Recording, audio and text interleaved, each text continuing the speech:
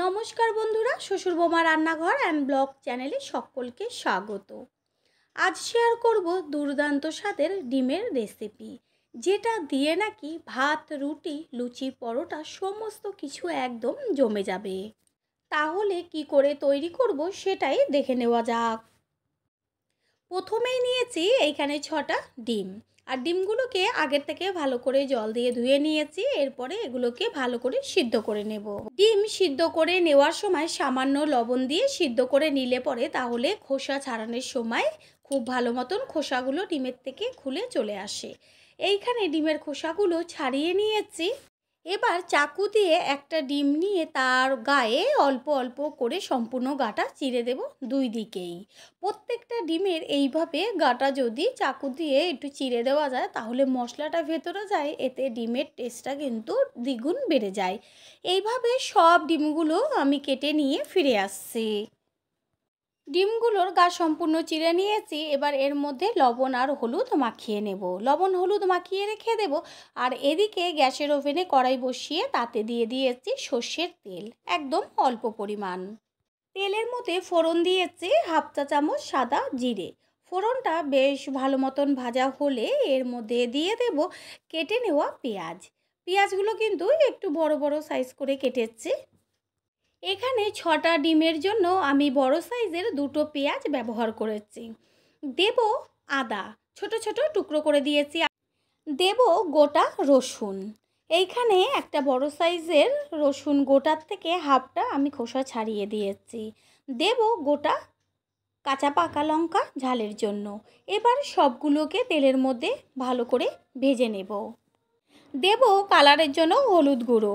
তারপর ভালো করে হলুদের সাথে মিশিয়ে নিয়ে বেশ একটু লালচে লালচে হবে সেইভাবে ভাজতে হবে।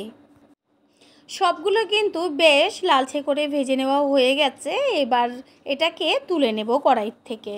যে গোটা মশলাগুলো ভেজে নিয়েছি এগুলোকে তুলে নিয়ে ঠান্ডা হওয়ার পরে মিক্সিং জারে দিয়ে পেস্ট করে নেব।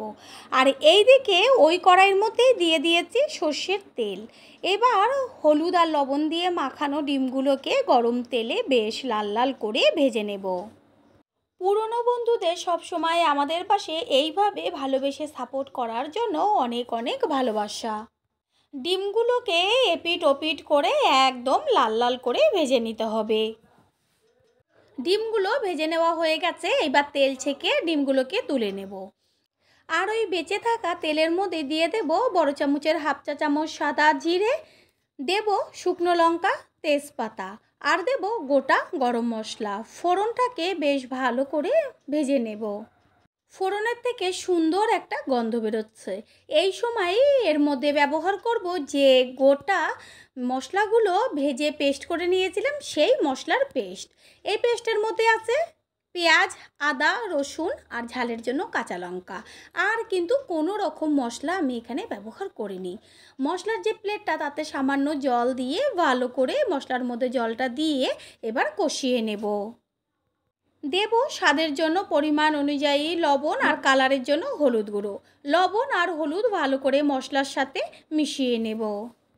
এইখানে আমি 4 চা চামচ টক দই নিয়েছি, আর টক দইটা ভালো করে ফেটিয়ে নেব। গ্যাসের ফ্লেম লোতে রেখে মশলার মধ্যে দিয়ে দেব ফেটিয়ে নেওয়া টক দই। অবশ্যই কিন্তু টক দইটা ব্যবহার করবেন। তারপরে টক দইটা মশলার সাথে মিশিয়ে নিয়ে বেশি সময় কষানোর কোনো রকম দরকার নেই, যেহেতু সব মশলাগুলোই ভাজা হয়েছে তেলে, তারপর পেস্ট করা হয়েছে, সেই কারণে বেশি সময় লাগবে না। যখন সুন্দর মশলার থেকে একটা গন্ধ ছাড়তে শুরু করবে ঠিক সেই পর্যায়ে দিয়ে দেব ভেজে নেওয়া ডিমগুলোকে দিয়ে তারপরে মশলার সাথে একটু নেড়ে চেড়ে নেব 1.5 থেকে 2 মিনিট। এর মধ্যে দিয়ে দেব উষ্ণ গরম জল। জল কিন্তু বেশি দেওয়ার একদম প্রয়োজন নেই। এইটা পাতলা ঝোল হবে না, বেশ একটু মাখা মাখা হবে। তাহলেই ভাত, রুটি, লুচি, পরোটা সমস্ত কিছুর সাথেই কিন্তু খাওয়া যাবে। গ্যাসের ফ্লেম প্রথমে হাই করে দেব, তারপর লো ফ্লেমে একটুখানি সময় রান্না করে নিতে হবে। যেহেতু আলু দেওয়া নেই সেই কারণে কিন্তু একদম চট জলদি রেসিপিটা তৈরি হয়ে যাবে। হাতে যদি একদম সময় না থাকে এই রেসিপিটা তৈরি করে ফেলুন, জিভের থেকে কিন্তু জল এমনিতেই পড়ে যাবে। এর মধ্যে এবার দিয়ে দেব ছোটো চামচের 1 চা চামচ গরম মশলার গুঁড়ো। নতুন বন্ধুদের আমাদের চ্যানেল ভিজিট করার জন্য আন্তরিক শুভেচ্ছা। আমাদের রেসিপিগুলো যদি ভালো লেগে থাকে সাবস্ক্রাইব করে দেওয়ার অনুরোধ রইল ও পাশে থাকা বেল আইকনে ক্লিক করলে পরবর্তী ভিডিওগুলো সবার আগে আপনাদের কাছে পৌঁছে যাবে। রেসিপি কিন্তু একদম কমপ্লিট। ওপরে ছড়িয়ে দিয়েছি কুচিয়ে নেওয়া ধনেপাতা। টেস্টটা তাহলে হবে আরও দুর্দান্ত। এবার একটা পাত্রে সার্ভ করে দেব। তৈরি হয়ে গেল আজকে ডিমের রেসিপি। আশা করি রেসিপিটি ভালো লাগলো। আর যদি ভালো লেগে থাকে একটা লাইক, কমেন্ট, পারলে একটা লাইকের পাশে থাকা হাইপ চিহ্নটা ক্লিক করে দিয়ে পাশে থাকবেন। আপনাদের দেওয়া একটা লাইক ও একটা হাইপ কিন্তু আমাদের কাছে অনেক অনেক গুরুত্বপূর্ণ।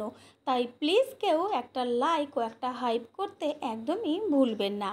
All friend, thanks for watching my video. আপনারা সকলে ভালো থাকবেন, সুস্থ থাকবেন। আবারও দেখা হবে অন্য কোনো রেসিপির এপিসোডে।